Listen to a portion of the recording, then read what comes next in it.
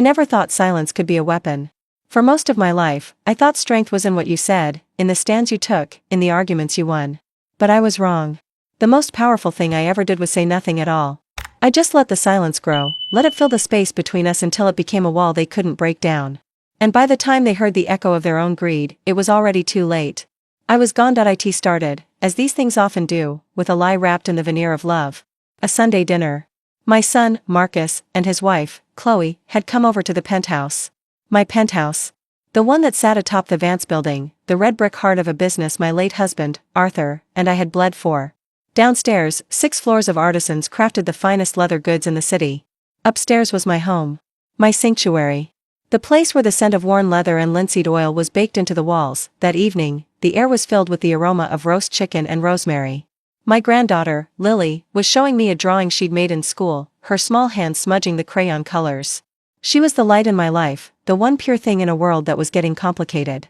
"It's beautiful, sweetheart," I said, taping the drawing to the stainless steel fridge. "A masterpiece." Chloe watched from the kitchen island, a glass of Chardonnay held delicately in her perfectly manicured fingers. She smiled, but it was a corporate smile, practiced, polished, and utterly devoid of warmth. "She has your artistic flair, Eleanor." I knew it was flattery. I was a craftswoman, not an artist. I dealt in durability and function, not flair. Arthur used to say I could stitch a story into a seam. And that was the highest compliment I could imagine. Marcus came in from the balcony, smelling of the crisp autumn air and the faint, expensive scent of his cologne. He kissed my cheek. "Dinner smells incredible, Mom. You always outdo yourself." He was the handsome, charming CEO now. He'd taken over Vance & Company 5 years ago, after Arthur passed. I'd handed him the reins, believing he understood the soul of the company. Believing he understood our legacy. "It's just chicken, dear," I said, but I felt a familiar swell of pride. We sat down at the long oak table Arthur had built with his own hands. For a while, the conversation was light. Lily chattered about her friends, Marcus talked about a new marketing campaign, and Chloe offered critiques on the restaurant scene. It felt normal. It felt like family. But then, the shift came. It was subtle, a change in the wind before a storm. "You know, Mom," Marcus began, swirling the wine in his glass. "We were running some numbers the other day. The property tax on this building is astronomical." I paused, my fork halfway to my mouth. "It's a commercial building in the heart of the city, Marcus. It's always been high. It's the cost of doing business." I know, he said quickly. "But we're in a different era now. The market is shifting. Artisanal craft is a niche, but the real money is in scaling. We need to be thinking about maximizing our capital assets, not just sitting on them." Chloe chimed in, her voice smooth as silk. "What Marcus means is, this building is an untapped goldmine, Eleanor. A developer would pay a fortune for this location. We could use that capital to build a state-of-the-art facility in the suburbs. More efficient. Cheaper labor. We could finally compete with the big brands." I put my fork down. The chicken suddenly tasted like ash. They weren't talking about business. They were talking about erasing history. "This building is Vance & Company," I said, my voice dangerously quiet. "Your father and I laid the foundation stone. The workshop downstairs has seen 3 generations of craftsmen. You don't just sell a soul, Chloe." "Nobody's selling a soul," Marcus laughed, a little too loudly. "It's about evolution. Dad was a traditionalist, and it was perfect for his time. But now, we have to be agile." He leaned forward, his face earnest.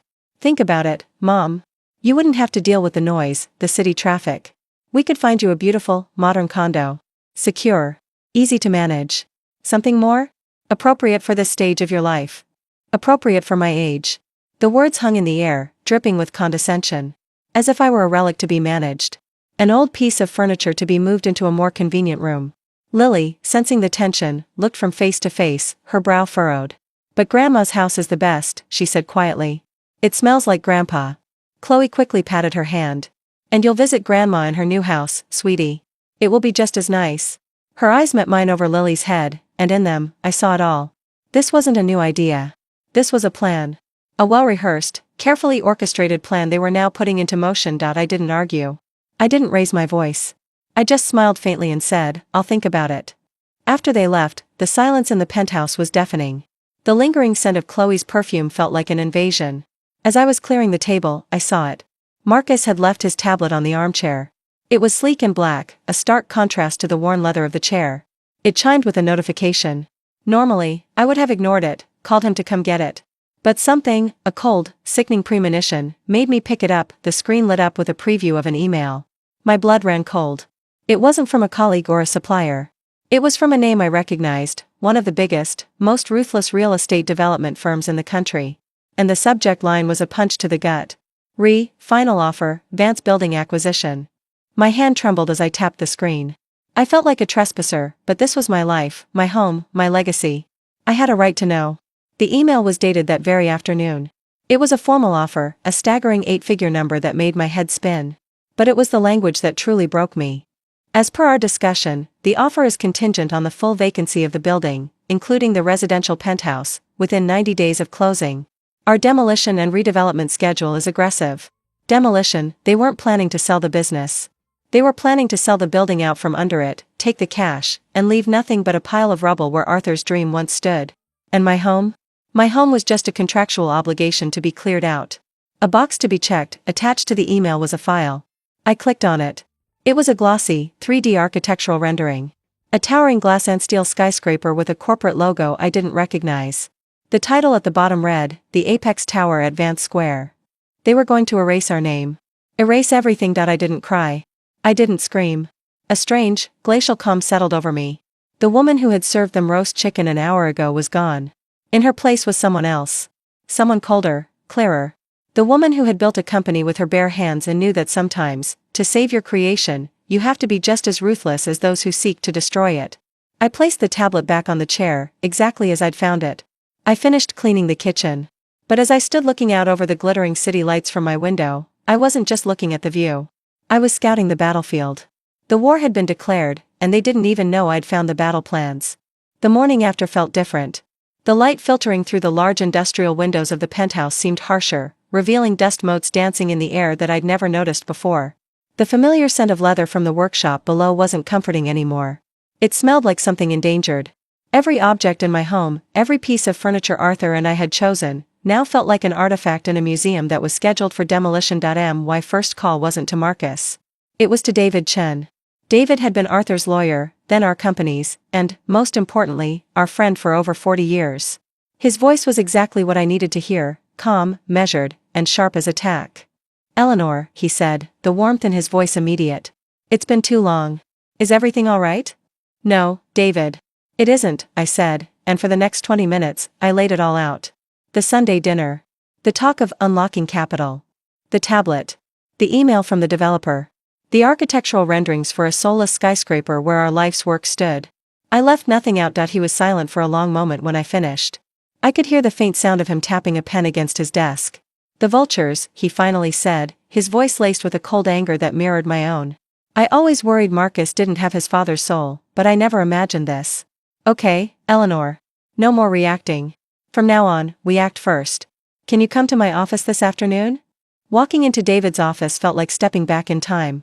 It was paneled in dark wood, filled with books, and smelled of old paper and quiet competence. He poured me a cup of tea, and we sat across from his enormous desk. "First things first," he said, pulling out a thick file labeled Vance. "Let's be clear on the legal footing." Arthur was brilliant. When he set up the trust, he separated the assets. Marcus is the CEO of the company, Vance & Company. He has operational control of the business. But the building itself, the physical brick and mortar, is owned by the Vance Family Trust. You, Eleanor, are the trustee and the majority beneficiary. He cannot sell this building without your signature. Period. A wave of relief washed over me, so potent it almost made me dizzy. So he can't do it? It was all just a fantasy of his? David leaned forward, his expression serious. "Don't underestimate him. He can't sell the building, but he can try to make it worthless. He controls the primary tenant, our company. If he moves the business out, the building becomes an empty, 6-story liability with a massive tax bill. He's trying to corner you. He wants to force you into a position where selling is your only logical choice. It's a classic corporate raider tactic. He just happens to be using it on his own mother." The pieces clicked into place. The conversation at dinner wasn't a proposal. It was the beginning of a siege. "What do I do?" I asked. "For now? Nothing," David said, and I saw the strategist in his eyes. "You play the part they've cast for you. The slightly dotty, sentimental widow who is thinking about their kind offer. You will be sweet, a little forgetful, and completely non-confrontational. Let them think they have all the time in the world. Meanwhile, we gather our ammunition." And so began my life as a spy in my own home. I bought a small, discreet digital voice recorder. I started a journal, documenting every conversation, every subtle slight. And the provocations began to escalate, just as David predicted. They were small at first, like paper cuts. One afternoon, Chloe came up to the penthouse unannounced, a man in a ridiculously tight suit trailing behind her. "Eleanor," she chirped, kissing the air next to my cheek. "This is Julian, a design consultant. We're just looking at ways to modernize the lobby. Give it a more global feel." I smiled my new, vacant smile. "Oh, how lovely, dear. The lobby is a bit dark, isn't it?" I watched them from the landing as Julian talked about ripping out the hand-carved mahogany reception desk Arthur had spent a month designing. "We'll replace it with something clean. Italian marble, perhaps. And the company portraits? A bit dated. Maybe a single, abstract sculpture." They were testing the waters, seeing how much they could erase before I protested. I said nothing. A week later, I went down to the workshop. I saw old Henry, our head craftsman who had started with Arthur 50 years ago, sweeping the floors. His station, where he crafted our most intricate briefcases, was occupied by a young apprentice fumbling with a piece of scrap leather. "Henry?" I asked, my heart aching. "What are you doing?" He wouldn't meet my eyes. He just kept sweeping, his shoulders slumped. "Mr. Marcus said they're discontinuing the heritage line. Said my skills aren't needed on the main floor anymore. They're reallocating me." Reallocating. Such a sterile, corporate word for cruelty. The heritage line was my collection, the designs I had perfected over 30 years. Marcus was dismantling my legacy, piece by piece, right under my nose. I wanted to scream. I wanted to march into his office and remind him whose name was on the building. But I remembered David's advice. I just squeezed Henry's arm gently and said, "The floor has never looked cleaner, Henry." "Thank you." He finally looked at me, and in his eyes, I saw a flicker of understanding. He knew I was playing a long game. I recorded it all in my journal that night, my hand shaking with a fury I couldn't show. Every entry was a stone being laid in the foundation of my defense. The final straw came a month after that first Sunday dinner. Marcus called for a family meeting in the company boardroom. It was a cold, impersonal space he'd renovated, with a glass table and chairs that were instruments of torture. Lily was conveniently at a sleepover. It was just the three of us. Marcus stood at the head of the table, a presentation loaded on the giant screen behind him. It was full of charts and graphs, all pointing to one conclusion: decline. "As you can see," he said, his tone grave and rehearsed, "our profits have stagnated. The overhead on this building is crippling our ability to innovate." "Innovate?" I repeated softly. "Or just to make things cheaper and faster?" He ignored me. "Which is why I've made an executive decision. I presented a proposal to the board this morning to begin scouting new locations for our primary manufacturing and corporate headquarters. A modern facility, outside the city. It's the only way for Vance and Company to survive." Chloe placed a hand on my arm, her touch feeling like a spider. "We know this is hard to hear, Eleanor. So much history here. But the company has to come first. You understand that, don't you?" This was it. The checkmate move. By formally announcing the relocation, he was starting the clock. He would gut the building of its tenant, its purpose, its income. He was leaving me with an empty shell, a tax burden so heavy I'd have no choice but to sell to his developer friends. He thought he had me trapped. He looked at me, his eyes full of a mixture of pity and triumph. He was waiting for me to cry, to beg, to protest. I looked back at him, held his gaze, and summoned the most serene, harmless smile I could manage. "Well, you are the CEO, Marcus," I said, my voice as light as air. "You have to do what you think is best for the company. I trust your judgment completely." The look of utter confusion that washed over his face was more satisfying than any argument I could have won. He had expected a fight. He had planned for a war. He had no idea how to handle my complete and total surrender. He didn't know that sometimes, the most dangerous enemy is the one who agrees with you. They think they've won, right up until the moment the trap springs shut. My surrender threw them. For about a week, there was an unnerving quiet. Marcus and Chloe were like dogs who had chased a car and, having finally caught it, had no idea what to do with the bumper. They had expected tears, arguments, a dramatic, emotional fight. My placid agreement had completely disabled their strategy. They were moving forward with their plan. Of course, but the victory felt hollow to them. And that uncertainty was the exact space I needed to operate. "They're off balance," David said during our next meeting. "Now we move. We're not going to fight them on the sale of the building. That's a battle of attrition. We're going to fight them for the heart of the company. We're going to take back the narrative." His plan was brilliant in its simplicity. We weren't going to save the bricks and mortar first. We were going to save the soul. David spent the next 2 weeks buried in the company's original incorporation documents and the fine print of the Vance family trust.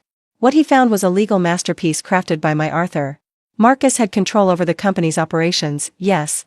But the brand itself, the name Vance & Company, the signature V-shaped stitching, and the copyright on every single one of my and Arthur's original designs, was held by the trust. Marcus was essentially licensing our legacy. He had the keys to the car, but I owned the engine. He's been paying the trust a nominal licensing fee of $1 a year. As per the original agreement, David explained, a slow smile spreading across his face. We are going to renegotiate that license. But first, we need to prove the value of what he's trying to throw away. And so, my second act began. I was no longer just a spy. I was a quiet revolutionary. I started spending my afternoons on the workshop floors. At first, Marcus and Chloe seemed pleased. It's good for you to have a hobby, Eleanor, Chloe said, patting my hand condescendingly as if I were a child playing with blocks. They thought my presence was a sign of nostalgic resignation. They were wrong that I sought out Henry. I found him in a dusty back room, polishing hardware. I told him I needed his help. Not to fight Marcus, but to preserve our craft. His eyes, which had been dull with defeat, lit up. He introduced me to 2 other master craftsmen who had been pushed aside for younger, faster, cheaper workers. Together, we formed a secret council. We found our headquarters on the 4th floor. In a vast storeroom filled with discontinued leather hides and old equipment that Marcus's efficiency experts had deemed obsolete. It was my secret factory. With my own money, I paid Henry and the others a handsome salary to begin working. Our project was simple. We would create a new, limited collection. The Arthur Vance Legacy line. It was made from the finest materials, using the old, time-consuming techniques that Marcus had abandoned. Each piece was a quiet protest, a testament to the quality he was racing to dismantle, while Marcus was taking meetings with logistics teams about suburban tax incentives. I was rediscovering the joy of creation. The scent of the oiled leather, the rhythmic punch of the awl. The quiet camaraderie with men who understood that value isn't just about profit margins, it was healing a part of my soul I didn't even know was broken. Chloe's suspicion was the first crack in their confidence. She started making surprise visits to the workshops. She'd walk the floors, her heels clicking on the concrete, a silent accusation in her eyes. She knew something was happening, but she couldn't put her finger on it. You're spending a lot of time here, Eleanor, she said one day, finding me inspecting a newly finished briefcase. Are you sure you shouldn't be resting? I've never felt more rested, dear, I said, running my hand over a perfectly executed saddle stitch. It's amazing what happens when you're doing what you love. The pressure from their side increased. Marcus, frustrated by my lack of emotional collapse, tried a new tactic. He sent a formal memo to the board, which he reluctantly shared with me. In it, he claimed that in preparation for the inevitable relocation, the building required a full asset appraisal. This meant accountants and surveyors would be swarming the building for weeks. It was an intimidation tactic, designed to make me feel like a stranger in my own home, to quantify every inch of my life into a dollar amount. I agreed without hesitation. Of course, dear. A very prudent step. What he didn't know was that David and I had already commissioned our own independent appraisal weeks ago. Not just of the building, but of the intellectual property, the Vance & Company brand. The number they came back with was staggering. The building was worth a fortune, yes, but the brand, the story, the legacy of quality Arthur and I had built over 50 years? It was worth 3 times as much. It was the company's single greatest asset, and Marcus was treating it like a disposable wrapper. Now it was time to deploy our weapon. It wasn't a lawsuit or a boardroom coup. It was a story. David had a contact at the Lux Report, an influential online journal read by everyone in the high-end retail world. He fed the journalist a carefully worded, anonymous tip. He didn't mention any family drama. He simply framed it as a tragic business story. One of the last great artisanal leather workshops in America, Vance & Company, was on the verge of being sold to developers. The historic building was to be demolished for a glass tower, and the brand's heritage was being abandoned in a push for mass-market production. The article went live on a Tuesday morning. It was titled, "Paving Paradise, Is Vance & Company Selling Its Soul?" The fallout was immediate. Distributors, boutique owners, and longtime corporate clients started calling Marcus, asking if the rumors were true. The comments section of the article was a bloodbath, filled with loyal customers mourning the death of a beloved brand. The story was picked up by other blogs. Within 48 hours, Vance & Company was trending in the business world for all the wrong reasons. Marcus had spent millions on marketing campaigns to build his image as a visionary CEO. Our quiet little story had just destroyed that image in 2 days. I was in my greenhouse on the rooftop, tending to my orchids, when I heard the penthouse door slam open. I didn't flinch. I had been waiting for this. Marcus stormed in, his face a mask of purple rage. Chloe followed behind him, looking pale and shaken. He was waving his phone in his hand like a weapon. "What did you do?" he snarled, shoving the phone in my face. The headline of the article glowed on the screen. I carefully put down my watering can and turned to face him, wiping the soil from my hands onto my apron. The vacant, gentle mother was gone. He was finally seeing the woman who had signed his father's paychecks for the first 10 years of their marriage. "I have no idea what you're talking about, Marcus," I said, my voice calm and level. "It looks like a news story. Sometimes journalists write things. You of all people should know that. Don't lie to me." He roared. "This has your fingerprints all over it. This anonymous source crap. You're trying to sabotage me. You're trying to destroy the company." I took a step closer, and for the first time, he seemed to shrink back. The balance of power in the room had shifted, and we both knew it. "Destroy the company?" I said, my voice dropping to a steely whisper. "You're the one who put a price tag on your father's name. You're the one who wants to turn this place into a pile of rubble and our family's craft into cheap knockoffs made in a suburban warehouse. Don't you dare accuse me of destroying anything." I looked him dead in the eye. "I'm protecting our legacy. I'm protecting the Vance name. It's a shame the CEO of the company has forgotten how to do the same." The aftermath of our confrontation was a Cold War. The penthouse, once a neutral ground, became a silent battlefield. Marcus and Chloe stopped coming for dinner. My calls to speak with Lily were suddenly met with excuses. She was at a friend's house, she had too much homework, she wasn't feeling well. They were isolating me, cutting off the one emotional connection they knew I treasured. I knew it was a punishment, a petty show of power if Marcus moved swiftly.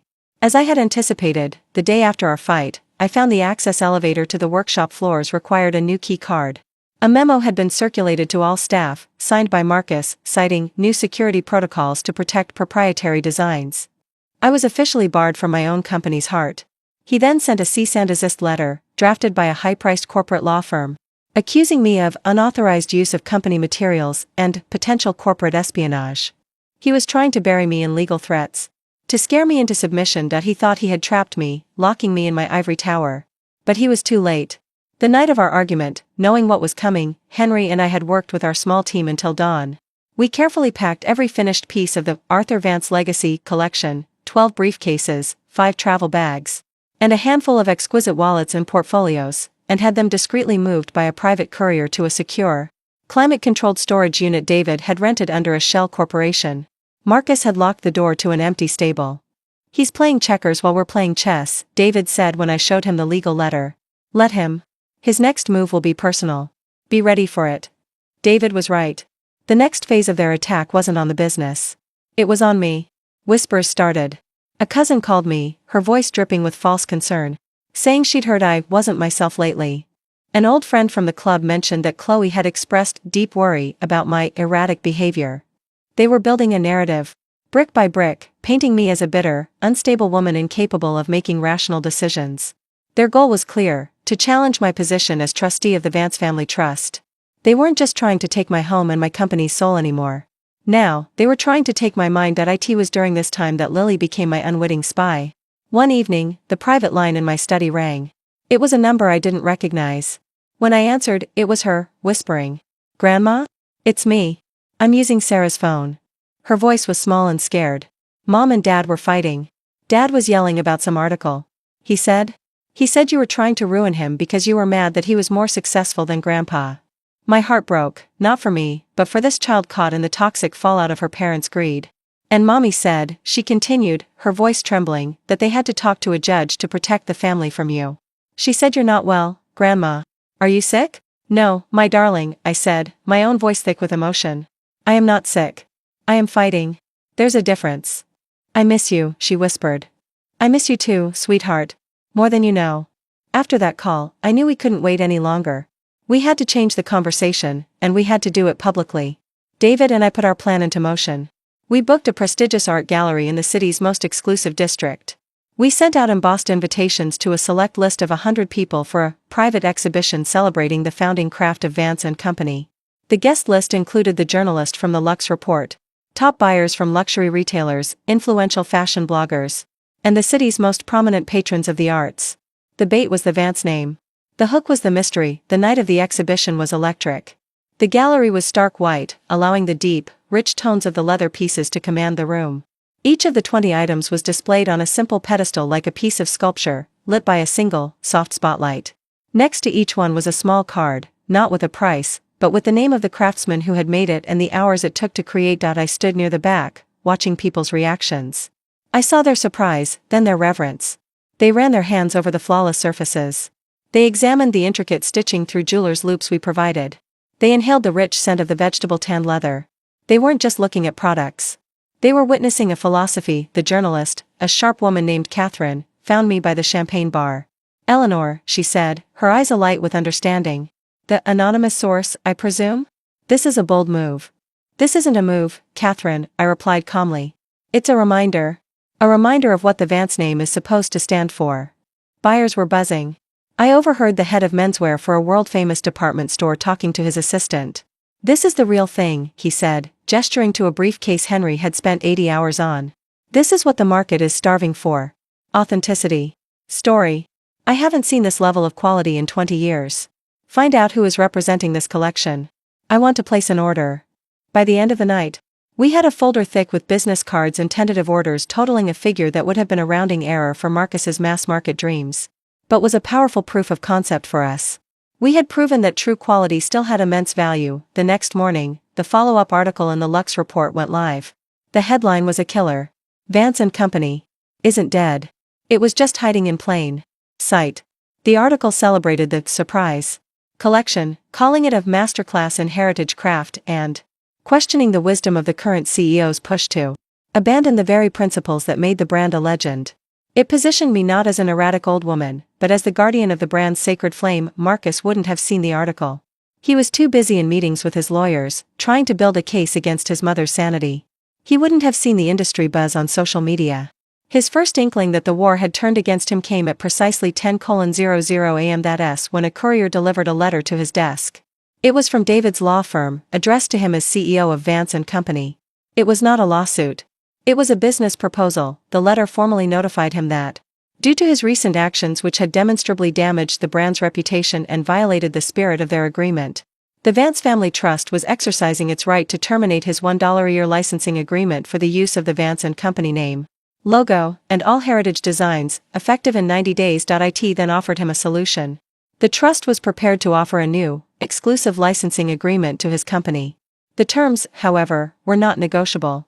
First, an annual licensing fee of 8% of the company's gross revenue. Second, the immediate and permanent cessation of all plans to relocate the business or sell the Vance building. Third, the establishment of a heritage committee, chaired by me, with veto power over any changes to product design and quality. He was trapped. If he refused, he was left with a manufacturing company with no brand, no designs, and no name, a worthless shell. He would be legally barred from using his own last name on a product. If he accepted, he would be surrendering. He would be funding my victory with his own profits, shackled to the very legacy he had tried to destroy.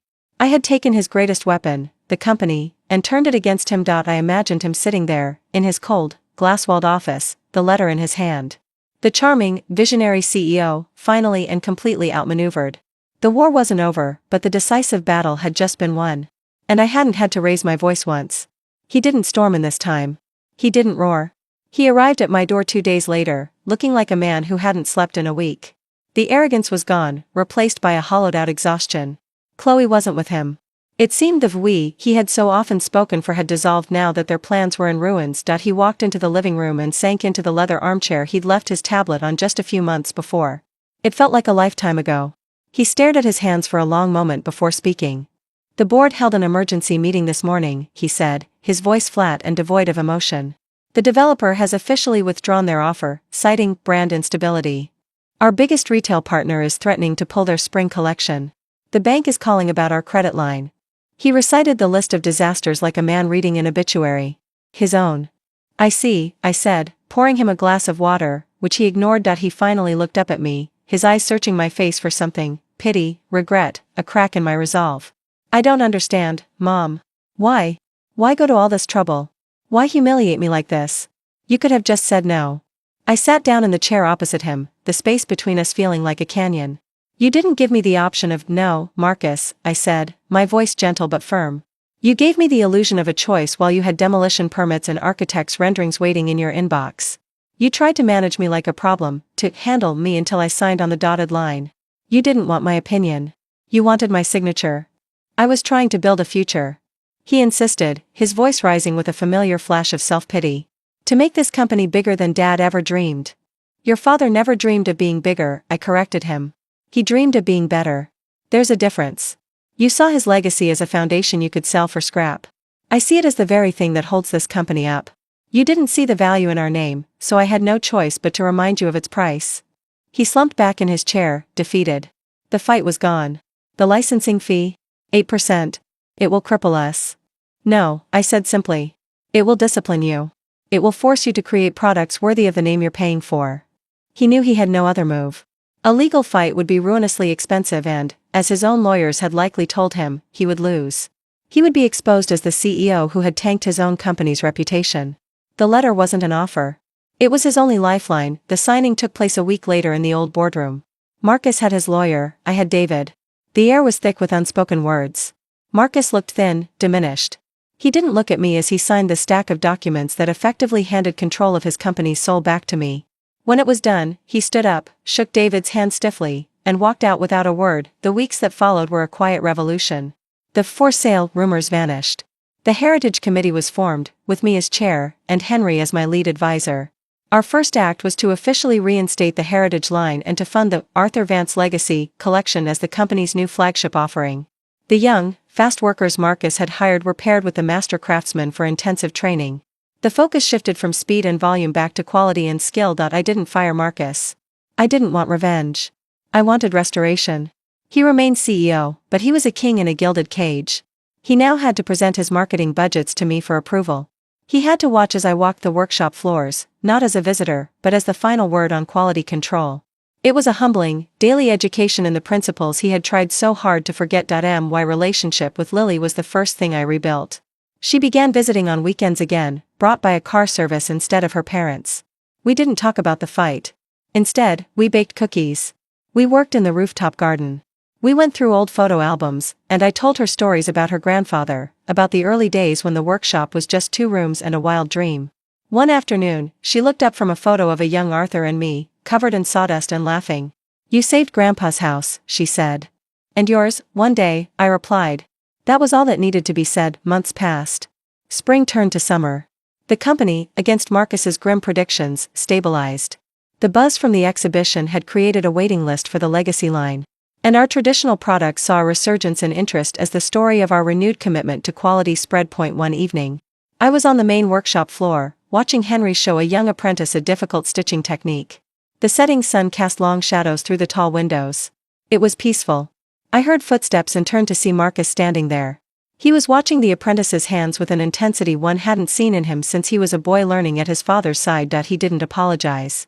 The damage went too deep for that. But he gestured toward the apprentice and said, "The pre-orders for the fall collection are the strongest we've seen in 5 years.